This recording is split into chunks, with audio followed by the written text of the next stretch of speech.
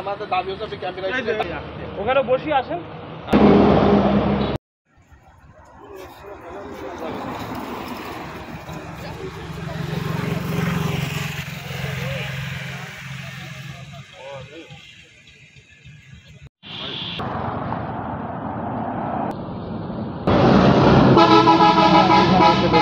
কয়টার দিকের ঘটনা এটা?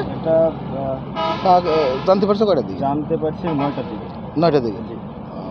তা এটা কোন ইউনিয়নে পড়ছে এটা? এটা পিলজং ইউনিয়নের ভিতরে। পিলজংয়ের ভিতরে।